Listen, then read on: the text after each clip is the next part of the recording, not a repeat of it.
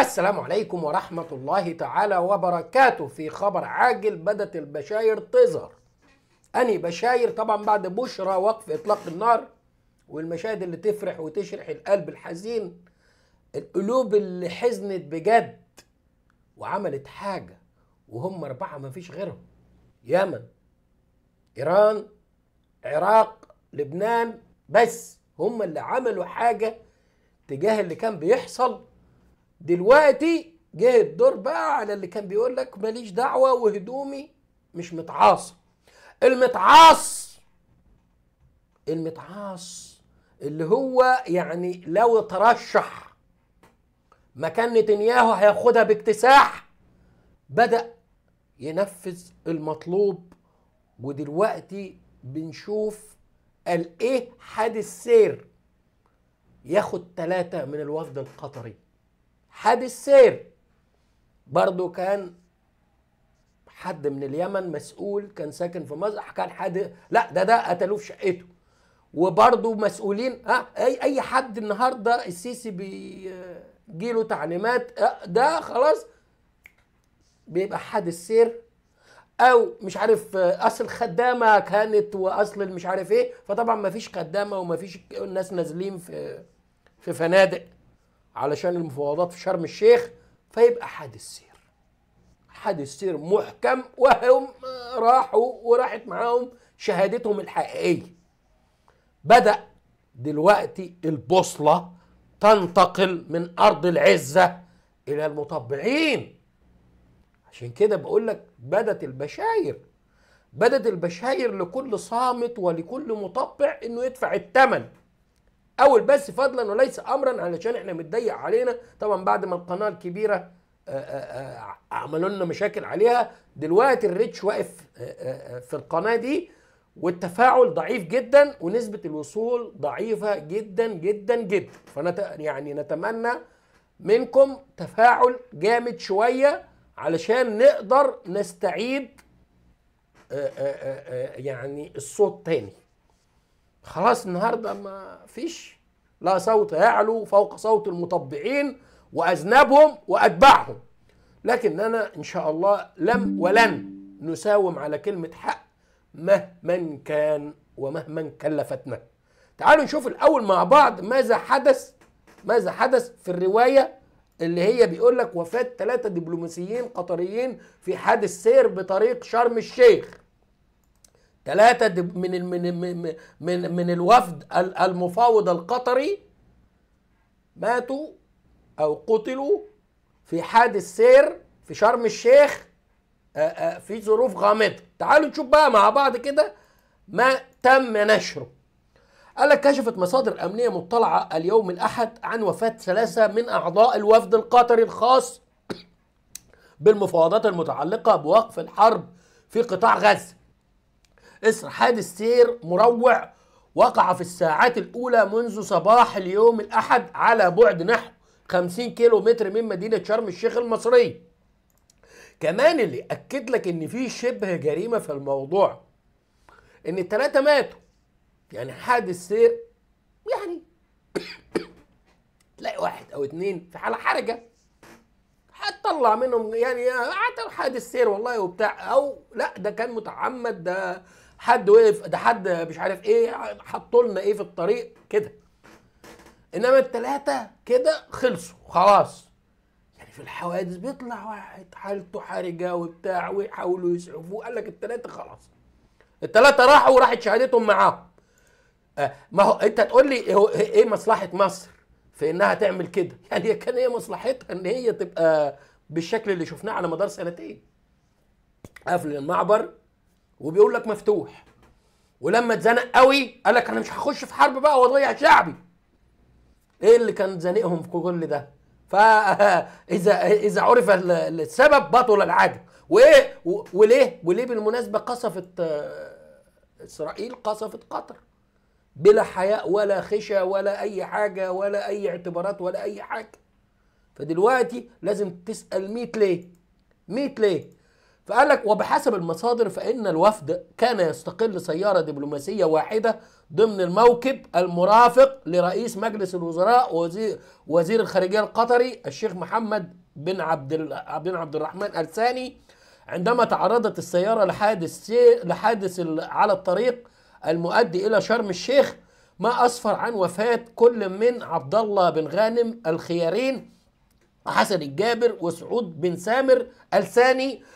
بالمناسبة طبعا معروف بالضرورة لما بيكون في مسؤول يبقى الطريق كله فاضي، كله فاضي الطريق خلاص. يبقى اللي خبط الباشا ايه؟ حد من الموكب بقى ولا ايه؟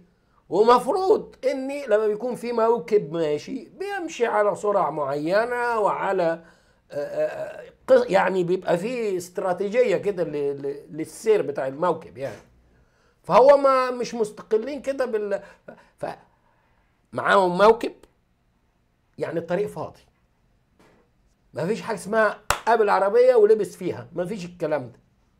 وطرق شرم الشيخ غير طرق مصر اللي هي مثلا نقدر نقول مثلا فيها واللي جاي عكس واللي جاي شمال واللي جاي يمين واللي رايح واللي جاي، ما فيش الكلام ده. ده برضو من ضمن بس عشان ايه تبدأ تترجم القصة جاية ازاي. امر دبر بليل. قالك واكدت المصادر ذاتها ان الحادث اسفر ايضا عن اصابة كل من عبد الله بن عيسى الكواري ومحمد البوعنين، حيث تم نقلهما في حالة حرجة إلى أحد المستشفيات القريبة ووضعهما داخل العناية المركزة لتلقي الإسعافات اللازمة. وأوضحت المصادر أن الجهات المصرية المختصة انتقلت فورا إلى موقع الحادث وجرى اتخاذ الإجراءات اللازمة، ويختار وزارة الخارجية القطرية والسفارة القطرية بالقاهرة بالواقع. إزاي الكلام ده؟ إزاي يا عمي مسؤولين جايين بيشاركوا في مفاوضات عالمية ما يبقوش في التأمين ويبقى يقول لك انتقلت إلى الحادث ليه؟ هم مصريين؟ انتقلت إلى الحادث والمعاينة والبتاع، الكلام ده يمشي مع مين بس؟ يعني الكلام ده يمشي إزاي طيب؟ يمشي منين؟ ناس مسؤولين قطريين وموكب ورئيس وزراء ومش عارف ايه وقصة وحكاية وحدوتة ومتسابين كده لوحدهم يروحوا رايحين جايين كده وخلاص. طب الحادث ده ما حصلش ليه للعيال الشمال؟ ما هو في طرفين جايين يتفاوضوا، في طرف تبعنا وفي طرف تبع الكيان. طب ليه الحادث ده ما حصلش لحد فيهم؟ اشمعنى الحادث ده خاص القطريين بس؟ كل دي اسئله لازم تتسال ويبقى لها اجابات. ويعد الوفد القطري من أبرز الأطراف المشاركة في جهود الوساطة التي تقودها الدوحة بالتنسيق مع القاهرة وواشنطن لوقف الحرب على غزة. وكان من المقرر أن يحضر الوفد صباح اليوم مؤتمرا مشتركا في مدينة شرم الشيخ للإعلان عن التفاهمات النهائية بشأن الاتفاق، عشان يعني بدأت يعني الدنيا تتكشف شوية اهو ان الوفد اللي كان بيشارك وبتاع. طب يلا بقى خلاص 40 يوم حداد نكمل حرب، لما بعد ال 40 بقى نبقى نتفق. ما تعرفش القصه جايه ازاي. نتنياهو يعني هيموت وينقض العهد، هيموت وينقض العهد. المشاهد اللي شايفينها دي مش مستحملينها، انما هو مجبر بالقهر كده. حتى ترامب اللي هو قهره وجبره على هذا الامر دلوقتي بيدور يفك نفسه من الاتفاق. انما الشاهد في الموضوع عربيات الدفع الرباعي والمشاهد اللي شفناها كانوا فين دول؟ الناس دي كانت فين؟ الناس دي اللي هو النهارده السيسي بينسب الانتصار بتاعهم له وبينسب كل حاجه له النهارده وزبانيته وشعبه وقاعد يحتفل وتسلم الايادي وعملوها الرجاله ومش عارف ايه. فتتعجب اما تشوف الكلام ده تتعجب، تقول لي يا اخي على مدار سنتين طالعين بالشكل ده ازاي؟ دماغك تعمل ايرور كده مش مستوعب. فربنا سبحانه وتعالى ناصر جنده بلا شك، بلا شك. معنى ان في مفاوضات ان في طرفين كفء المفاوضات دي ما حدش قوي بيعمل مفاوضات مع حد ضعيف، مفيش الكلام ده. المفاوضات لازم يكون القوى متساوية علشان يحصل مفاوضات. تمام؟ ففي كل الأحوال ربنا سبحانه وتعالى ناصر جنده وناصر دينه، ولو كره الكافرون ولو كره المنافقون ولو كره المشركون. ده ما فيش فيه فصال يعني.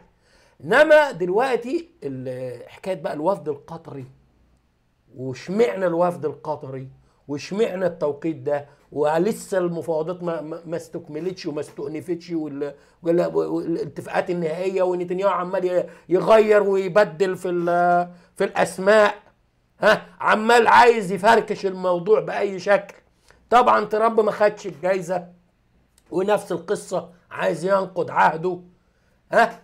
فطبعا لا يخفى عليكم من هو السيسي ومين هو نظامه اللي قدر يتخلص من الجيش المصري، وبقت النهارده مصر ملك يمين للكيان، والسيسي المنفذ والمدبر لكل احلام الكيان. فدي بس الاخبار الاوليه لحد ما نبدا نشوف ماذا سيحدث. نتمنى منكم التفاعل، لان القناه تعد جديده بعد التضييق علينا في القناه الكبيره.